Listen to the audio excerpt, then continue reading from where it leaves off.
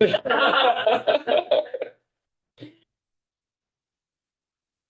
afternoon. This is House Commerce and Economic Development. Today is Wednesday, February 4th at 2:30 in the afternoon. And we are here with Dr. Marlene Trump from the University of Vermont. Thank you so much. I'm so happy to be here. It's such a privilege. And Kara, if you got the deck for me? Thank you so much.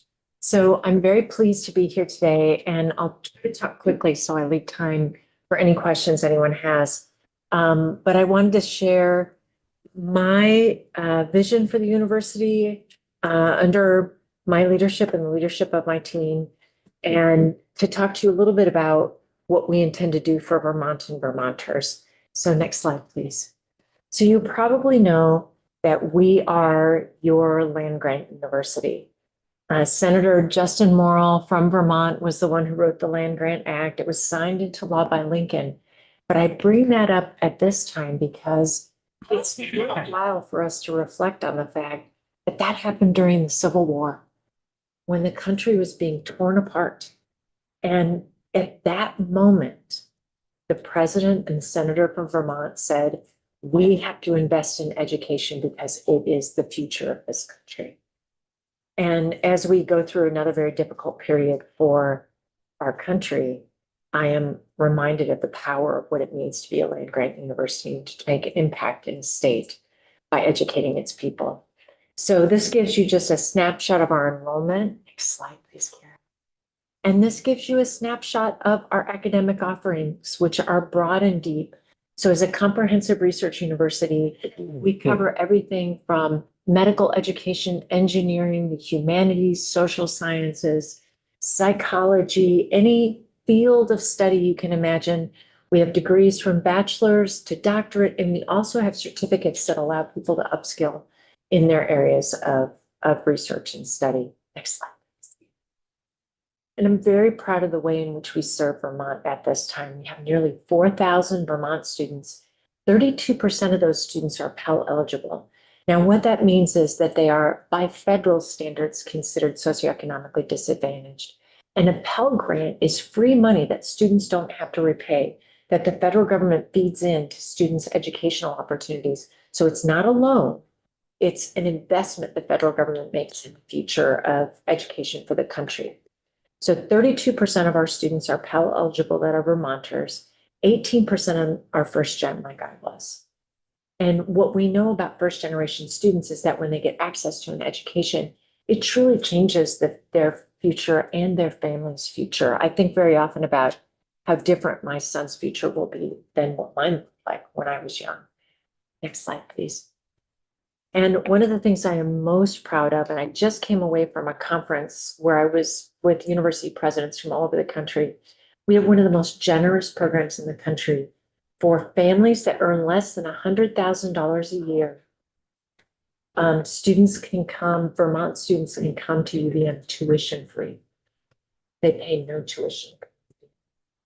And 48% of our students attend tuition free due to direct support from the budget of the university. And more than half of the state appropriation goes directly to Vermont students to support their education. And that makes a huge difference for Vermont. But it's not just our in-state students, our Vermonter students that make a huge difference for Vermont. For every Vermonter that we graduate, 2 students from out of state stay and live and work and give back in Vermont when they graduate. In fact, what I hear from our students is that virtually all of them want to stay. People fall in love with Vermont. In fact, I met a group of legislative interns when I was in the cafeteria earlier. And it was this group of students, and they were telling me where they were from and what their major was. And one of them said, when I told my family I was going to go to the University of Vermont, they said, well, if that does it, you'll never come back. And she said, that's my plan. I want to stay in Vermont. So when we graduate those out-of-state students, many of them stay. Next slide, please. And that means that 35,000 of our alumni are working and giving back in the state right now. A significant impact on the state in terms of our workforce.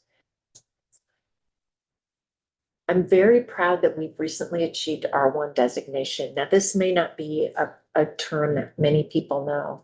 The Carnegie Foundation ranks all universities in terms of their research productivity. So it's about the extent, the depth, the funding of their research, how many students they educate in terms of doctoral research. Only 3% of institutions in the entire nation are rated R1 universities, and UVM is among that. That very select group of top research universities that allows us to recruit faculty that are top tier faculty, to recruit students from around the country who want the opportunity to be a part of research, and to use that as a part of our way of leveraging the opportunity for funding for our research around the country. And one of the things I'm most proud of, and one of the things that drew me to UVM, is that the values of our state and the values that have been a part of the university from the beginning, and I'll share just a little bit of history. In 1826, our president, John Marsh, at that time, made a revolutionary change in higher education where he said, we need to actually teach people philosophy and ethics and value systems, not just in Greek or Latin, because they transact business in English, they raise families in English, they run government in English, and we need them to learn those things in English so they understand it as a part of their work in the world. And it was so transformative that we had the first English department in the country, and everyone now has English departments, and it was built on that notion that your education should be values driven, and that those values should be taught to you in the language of the work of the world. And we've been recognized for this nationally. Just this year, we were named the #1 school in social impact by Princeton Review. And our MBA was named the #1 MBA for social impact in the country, #2 in the world. So our graduates graduate and want to make a difference and make the world a better place. Next slide, please. And that research is making a difference right here all the time. So we brought in the last year, we brought in $225 million in extramural funding from outside the state to do this research. And what you're seeing here is our Marcel Melisira, the first all-electric research vessel in the world that was purpose-built to do research on Lake Champlain. And it's where all these incredible discoveries have been made about the health of the lake and the health of the environment around the lake. And in fact, it's where one of our faculty colleagues discovered for the first time that there are fish that have transmissible, communicable cancers. And that research, which has been path-breaking, may help us understand the biology of such a mechanism so that we can protect humans from transmissible cancers in the future. Next slide, please. Another big impact that research is making, some of you may recall that the legislature provided support for the BVAN Tech Hub. It came out of this committee. Yes, it did. And we've received a $3.4 million award for that. So I had the privilege of working in my last role with Micron, which is one of the world's largest semiconductor producers. And that was based in Boise. So I was president of an institution that was partnering very closely with them. I was at the G7 summit for the signing of the CHIPS and Science Act because we were one of the major partners. So I understand the semiconductor industry and what it can do.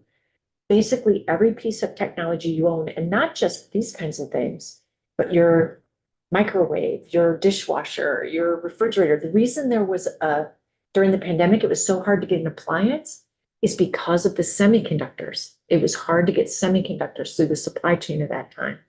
So the CHIPS and Science Act was designed to bring the semiconductor industry to this country. And Global Foundries is working on that right here in Vermont with a revolutionary new material, gallium nitride, which is lighter and allows the semiconductors to be smaller so that the devices can be lighter and smaller themselves. And so this is the work that this facility is going to do to help advance the workforce for that effort and to help advance research for that effort. And we've put forward, you may have seen the news last year that we were awarded $20 million from the federal government for the VGAN Tech Hub. And then when they froze all that research funding federally, it was cut off. I thought to myself, it was the strangest funding to cut off because that's about American independence and economic development. But they reopened that funding and we've resubmitted our proposal and it has 5 parts. All 5 parts have made it to the final stage. So watch the news over the next couple of months because that could bring tens of millions of new dollars to the state for this effort. Next slide, please. We are also the co-sponsor of a biolab, the first ever biolab in a rural place. All of the other biolabs across the country, which are designed to take that scientific and medical discovery and translate it out so that people can actually benefit in the real world from all of these discoveries. So it's translational research, like somebody comes up with a new molecule in a lab that may treat Alzheimer's, but we need to get that out into the world so it can be used by doctors. That's what BioLab does, is helps bridge the gap between the discovery and getting it out to the consumer. The first ever rural biolab was opened in partnership with UVM this year in Burlington. And so we're trying to help accelerate access to that path-breaking research right here in Burlington. And I'll give you a specific example of that here. If you'll advance to my next slide. Oh, yep, the one just previous. The one with the creepy tick on it.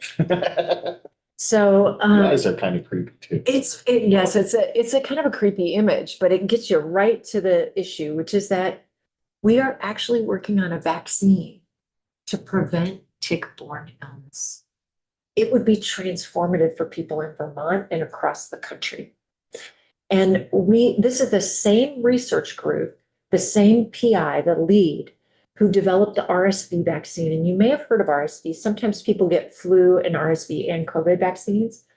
RSV is mostly dangerous for people who are my age and older and children and babies. And people in between just usually experience it as being like a cold. But for people on the age ends of the spectrum, it can be quite dangerous. That vaccine has reduced globally hospitalization for infants for RSV by 80% in the 5 years since it was discovered. So the same research team is working on this tick-borne illnesses vaccine. Next slide, please. We're not just doing research discoveries, we're getting people into the workforce. We need to make sure that we have the nurses, social workers, healthcare workers of all stripes in our communities. And we just got, I'm happy to announce, a $16 million bequest that will help us fund nursing scholarships so that our students can get access without financial barriers. Next slide, please. Finally, and I'm trying to talk fast to make sure you have time for questions. We are simply asking for the requests that the governor put in his budget. And I'll explain what they are.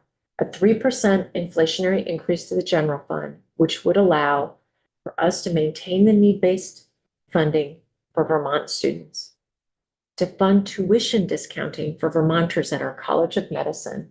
And many of our graduates at the College of Medicine stay in Vermont, and we're nationally recognized in our College of Medicine for rural healthcare and rural medicine, and to support extensions work across all 14 counties. Second, $1 million a year for 5 years to support the UVM Cancer Center to expand expand care in rural communities. My sister is being treated in our healthcare network right now for cancer. And when we go in to do her infusions, we meet people there who have driven for 2.5 hours to get their healthcare because they don't have access to any facilities in their local communities. So we want to provide more of that care in their home communities so they don't have to travel as much. And finally, and you will have heard the governor talk about this in his budget remarks, a $15 million support for our multipurpose center. And I'll share a little bit about what his vision was for that multipurpose center. He sees it as an opportunity to make an impact on the state's economy. He believes that creating that center will allow us to have more people visit the state, and during all seasons. And I see it as an opportunity to serve the whole state. So we can have concerts or programs there. And I ran a facility in my last presidency that, for example, hosted Disney on Ice and concerts. So for many young people across the state in my last institution, the first time they set foot on a college campus was when they came for a program at that facility. And we know that that makes a difference in whether or not people see college as an option for them. It can also host state basketball championships. It can host events. So it would be one of the largest indoor venues in the state. And it would create a facility to benefit all of Vermont. And the governor's proposal has inspired some of our donors. So you may recall or may know that Rich Tarrant recently passed. Rich's sons have generously offered to take his bequest and make a $15 to $20 million gift. It depends on the resolution of his estate for this project. And Chuck Davis, based on the governor's commitment, has agreed to match whatever the Tarrant brothers give to that project. There's still a long way to go, but I believe that there's a lot of generous donors who will help us fund that project. And our aim is to have it all philanthropically funded. So it will have wellness facilities and events facilities that can be available for use across the state. So I'm happy to answer any questions anyone has or give more history on that project and why it sits in the space that it sits right now. If anyone has questions.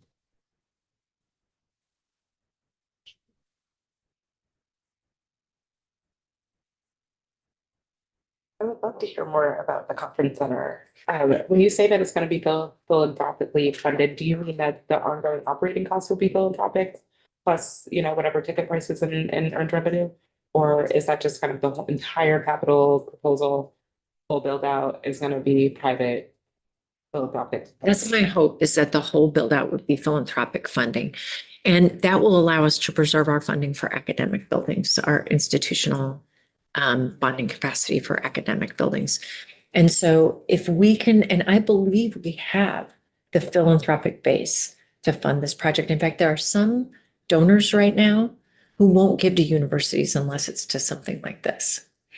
And that's what my hope is. And what is the total cost for the project? So it was approved and by the board and begun in 2019. And at that time, it was about $100 million.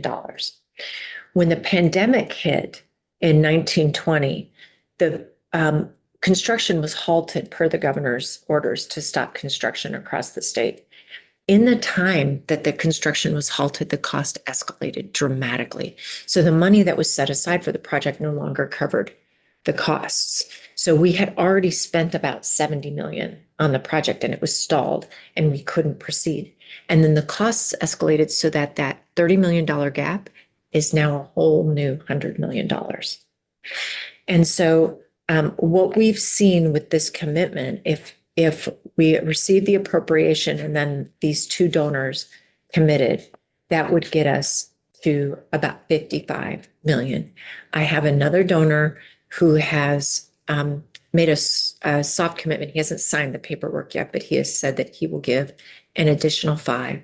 And I'm traveling next week to meet with donors in different parts of the country who we think can help us bridge the rest of that gap.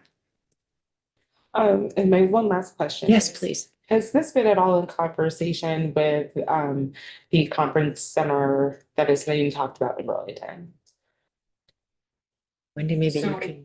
We're talking, we've been talking Okay, of course, yeah. a little bit with the Lake Champlain Regional Chamber about it and others. But I think that they're sort of different goals. I think they're looking at their conference facility more for meetings under 2,000 people and under, from what I understand. This would be a much larger facility. Okay. That would host more things like concerts and entertainment, sports events, rather than just conferences. Okay, what's the proposed capacity?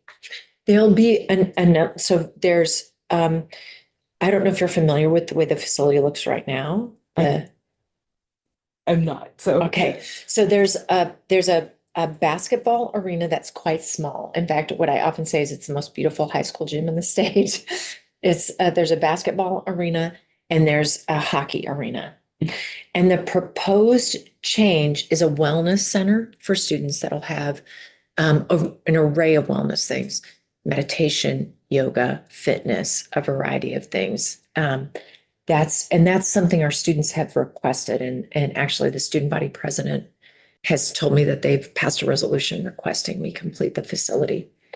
And then there is we've already actually laid the foundation and gotten the steel. We have even the steel ready to build this space because we were ready to complete it. That would connect those two spaces. So then those two spaces will be connected. And this will go, I don't remember this exact number of the seating, maybe It's Wendy, you about do. 5. So it will go up to about 5,000. Okay, great. Thank you very much. Thank you. He's on screen behind you. Hello. Hi. Mr. Trump, thank you very much for spending some time with us today. My name is Jonathan. I'm Cooper. I live in the southwestern corner of the state, in Powell, where we meet New York State and Massachusetts in an uneasy tension and alliance.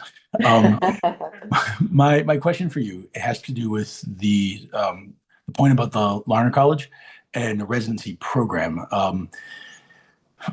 Our local or regional sort of hospital has partnered with Dartmouth Hitchcock Health Systems to set up a residency program in our area's largest municipality in Bennington. And the hope is that it's able to bat around about 500 to retain about half of the individuals who pass through to stay sort of in the area. Do you have a sense of what what you're looking for in terms of retention, about what percentage of the students that are involved with that, or what you would consider a successful metric for Larner? Thank you so much for that question. Can you see me if I face this way? Yes, it's just fine. Okay. Thank you so much for that question. So maybe Wendy knows that data right off the top of her head right now. So I think that if you look at the practicing physicians in Vermont, it's about 33% of graduated from Vermont. Your name for the record. Sure, I'm Wendy Koenig, I'm the Director of Government Relations. But one of the things that we're going to do in our new strategic plan, so our strategic plan has 4 pillars. It will go before our Board of Trustees this week on Friday. And if they approve it, we'll be advancing it and developing the kind of metrics that you're talking about. So one of the things that is pivotal to that plan is the 3rd pillar is about serving the state and our land grant mission. And one of the questions we're asking is how do we start understanding what it is that gets people to stay in the state? And I went and visited with VSET recently, and they explained that their research, because they look at longitudinal research about entrepreneurs specifically, but about people who graduate and stay in the state or not. And they typically stay 12 to 15 years. And then when they get to that place where their family starts to expand and they want to buy a house, they start to worry they're not going to be able to afford it. And so the kinds of housing solutions that we're thinking about, the ways we hope to partner with the state and with cities, municipalities across the state, we want to make an impact on that. But what we have seen in our data is that students want to stay and need to find a way to do so. And so we'll be gathering more of that data because our strategic plan will be metrics driven. So we're going to determine how we can measure each thing that we're looking at. And we're not going to have perfect measures for everything, but we're going to try to understand better what's making a difference and what's not. Thank you so much. Thank you. Just, do you have something you were gonna add? Do you mind? I just was gonna say also that we've been having this conversation about physicians and keeping people in state and recruiting people and retaining them. And one of the things I hear often is that when we have doctors that want to stay, it's often difficult for their spouses to find a job here that's equivalent. And so as the work of this committee and the work of what we're doing at UVM through this strategic plan, as we find more ways to keep people in the state, create new kinds of jobs, we hope that we're able to retain more doctors if we can find other employment for the people that help with. That's a big challenge, but keeping them here when they're done with medical school and done with residency. Especially in the rural areas. My question was more about student housing, and I know that that has come up, you know, over the years for lots of different reasons. I know that the new housing, the apartments in South Burlington are taking some of the pressure off, and I'm curious, are there plans to go forward with more student housing? Do you feel like the student housing is adequate now? This isn't really a legislative thing, but this is a curiosity thing, and we have a little bit of time. So what do they call it? A bird walk? We'll do a little bird walk. I'm happy to answer this question. It's really a critical issue. The state has a serious housing shortage and it has escalated costs for people. And that's one of the reasons that people don't feel like they can stay. And so it's a very high priority to me. And when I met with the trustees about the strategic plan and told them not just what the whole university will be working on, but what our leadership team will work on, they wanted us to explicitly in our leadership team's plan, talk about housing. Even though we felt like that was a part of economic development, they said, no, we actually need a separate line about housing. So I feel quite strongly that we need to be partnering with people to help bring the brain trust of the university forward so we can help solve some of these complex problems. And one of the things that we know we need to do is make housing available. And I will tell you that I worked on a project in my last presidency. Boise was facing a very similar crisis in housing availability and cost escalation. And so I partnered with the city and we worked together to create a plan that was approved by the board and by the city councilors that would create a joint facility to bring together people who needed access to low income housing, low cost housing, and to put them in shared facilities with access to things like laundry, grocery in that same area and in an area that bridged the university and downtown, which we have the privilege of being able to do because of our location in Burlington as well. And so I've already sat down with the mayor and talked to her about that. But I also think about the ways in which the university needs to partner with our community college system and our Vermont State College system. For example, there's empty housing all over the Vermont State College system. And if we can place students in internships or co-ops, which are extended internships, out in those locations around the state, it gives them a bigger vision of what's possible for them in Vermont. It allows us to fill up that housing and take pressure off of housing markets in other places. So we're trying to think about a lot of creative ways that we can help address the housing crisis. Behind you. Hi, back on the screen. Hi. Thank you, Dr. Trump. This is Abby Duke. I'm a representative from Burlington. First off, I want to thank you for how sort of visible and present you've been around the community since you've come to town. I think that is very welcome and is, you know, portends good things, I think, for your tenure. I guess I want to continue on the housing questions. I appreciate that you're thinking creatively about housing in Burlington, but also elsewhere and kind of how you can kind of help relieve those pressures.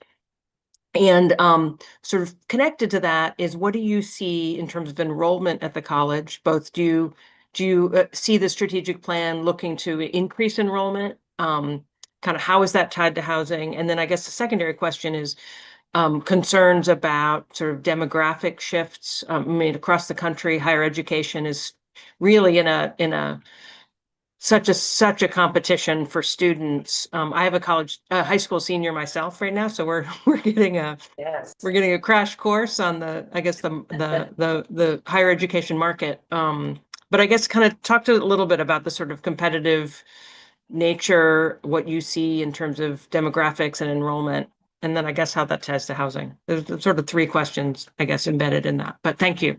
Thank you so much. And if I don't answer all your questions, please tell me. Yes, a lot of people aren't aware of what we call the demographic cliff.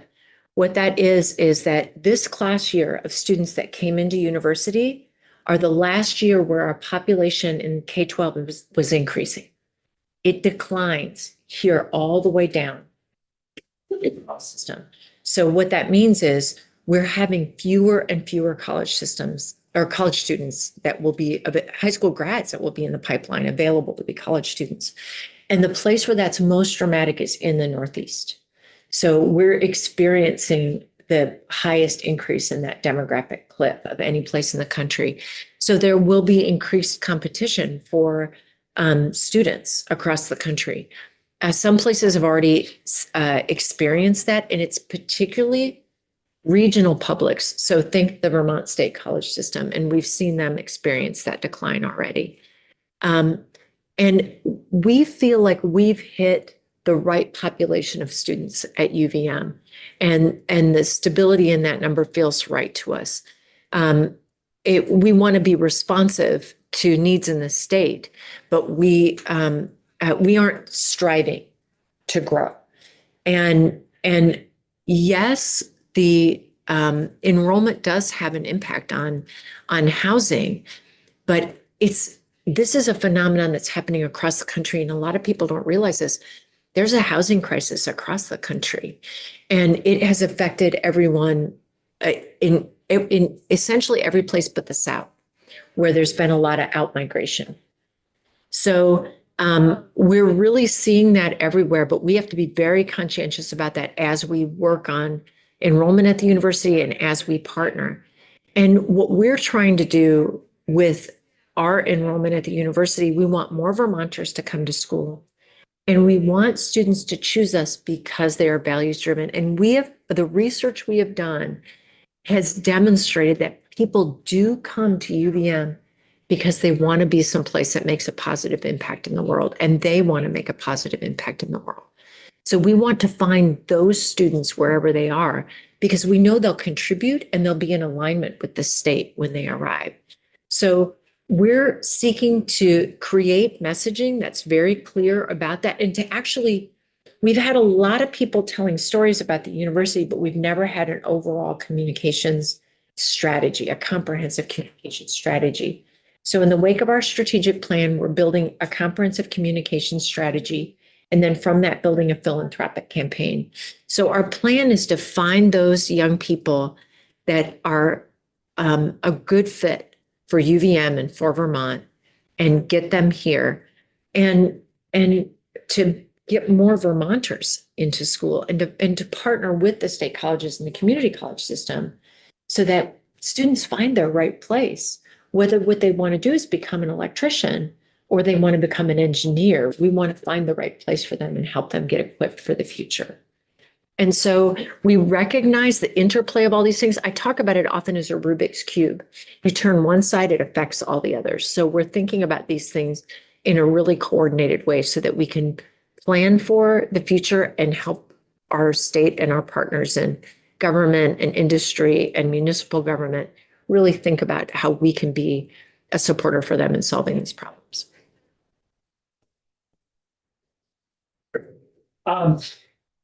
Thank you for making this, coming and speaking to us. As a UVM alum, Cats go. as Justin Morrow in my family line, Wow. I have an attachment to the University of Vermont, and so I really appreciate hearing you talk about sort of the cooperation with this Vermont State University and CCV. Kind of my observation of the years is that there have been some tensions in those relationships, and to the detriment, I think, of education and community. And so I'm happy to hear you talking about those kind of things, and also working with around housing issues and those kind of things. Yeah, I may have missed this. You may have said it. Your strategic plan is not complete, right? Is that still evolving? And when do you expect it to be done? I was reading the draft here, but it's not. It's not approved, Yeah. but we will meet with our board this week. And the board will make a decision on the strategic plan this week. They vote on Friday. And so we'll have an opportunity to know if this is our plan, but I have any of our board members that wanted to meet with us have had opportunities to meet and connect about it. I'm really proud to say that we've had 54 community listening sessions. We have had 1,000 people face-to-face in meetings to give feedback on the plan, and hundreds who've written in to give feedback on the plan. We sent it to every municipality in the state. We sent it to partners across the state in industry, in nonprofits, and we've sent it to all of our alums. And a lot of people probably didn't click, but we had a very high click rate with our alums. About 50% of people opened the plan and took a look at it. And we've heard from our alums that the messaging and the mission that we're talking about really resonates for them. So we'll be able to kick it into overdrive once we get the approval on the plan. And I hope to do so this week. Questions? Hello? Hi, I didn't introduce myself. Emily Paris. I represent Whitingham down south. I'm also Jonathan's southern neighbor. And so I'm wondering about this demographic cliff that we've reached. Yeah. Are you also talking to high school students and kind of beefing up their interest in education? And then my other one is, how do you work with communities that are further south in the state? I know that there's the extension program, which obviously we like very much appreciate, but are there other initiatives that you do? Thank you for asking that. Because I really appreciate the question. When I arrived, I said this university will no longer serve the state just with extension or healthcare. We are going to be in every county, and I drove around the state and met with people all across the state. I set foot in every county within the first couple of months that I was here. And I said, we're going to bring the power of the entire research university across the state. So you will see that as the third pillar in our strategic plan. I'm very excited about it. I'm very committed to it. I've met with folks in industry and in high school leadership. When I went up to St. Johnsbury, I said, what can I do for you here? And they said, well, could you send up your soccer team, your national championship soccer team? And this was in the fall. And I said, actually, they're in season right now, so I can't ask them to come up. But I went back to athletics and I said, they feel like if we have some student athletes come up, it's going to make a difference in recruitment because the students will feel affiliation. And so our women's basketball coach raised her hand and she said, I'll take our women's basketball team up. We'll play an exhibition game and we'll go into the high school. And so she did. So we're looking for new ways that we can actually show up for people so they feel a sense of our presence. And we know that's a bridge then. And I'll give you a specific example. I built a program when I was in Idaho called the Community Impact Program, where we created in communities cohorts of people where faculty drove out and visited with them and delivered the curriculum partially face-to-face, partially online, for cohorts of students. And we had someone housed in the community who gave support for students who were in the community. And when we saw in the wake of the pandemic, a 50% decline nationally in rural college attendance, in the areas where we placed those programs, we saw a 50% increase, not counting the students in the program. So when the university showed up in a community, people came because they were like, oh, you are here for us. And I think a lot of people have felt like UVM was this college on the hill. And I want us to be present for our state. That's great. That's really great to hear. Really appreciate it. Thank you. Good question. When talking about the multi-purpose convention center, we have a task force that we put together last year, try to figure out where it could go, what it could do, and I think Abby is on that task force, so I'm wondering if we're having cross conversations, because it doesn't make a lot of sense to me sitting here putting money in one and then trying to build another. And is it possible that we could all work so that during the week, especially in the summertime, and this whole conversation came up because of our captive insurance industry. Yes. And their needs are growing. They're outgrowing everything in Burlington. We need something a little larger And so I'm just wondering if that's something that we're working with the task force on. So UVM was not included in that task force, but someone asked me this week if we would put a representative on. Okay. So we'll look around to do. Okay, I think it makes a lot of sense that everybody's working together on this. Yes. And I know we'll have you come in sometime in the next couple of weeks. We want to learn more about, you know, we're gonna start talking budget. We want to know more about the Office of Engagement. We also, you know, the Greenbelt retention program, how that's going. And we'll also have folks update you on where we are with Tech Hub. Yeah. As we can go to more detail about that. Yeah, I think it seems like there's a lot of good things going on at UVM. Thank you so much. I'm so proud of the team and all the work they're doing and I'm excited for us to do more. I really like the focus of your administration, and I think it's going to push UVM even further and help the state at the same time. Thank you. Thank you for the privilege of visiting the committee. Thank you for joining us. We appreciate your time. Thank you.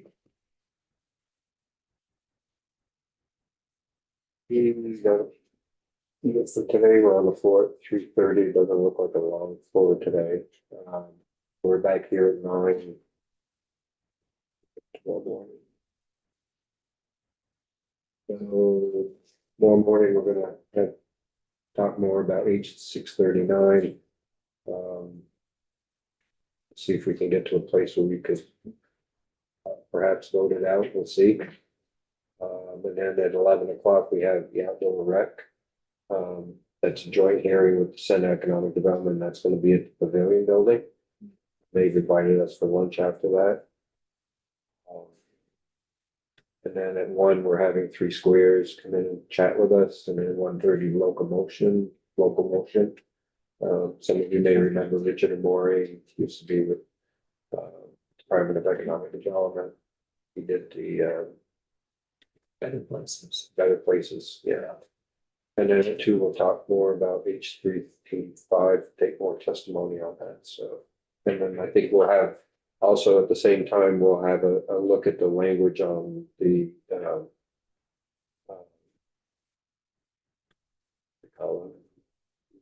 the transactions, Transaction holds. yeah, transaction holders, suspicious activity, language. I know that Jonathan's been working on that, so we'll take a look at that and, that'll be the day for tomorrow. So any questions from anyone? Okay, so, we'll be back on at 9 tomorrow morning, so you can go offline. Yeah. You invited to the lunch.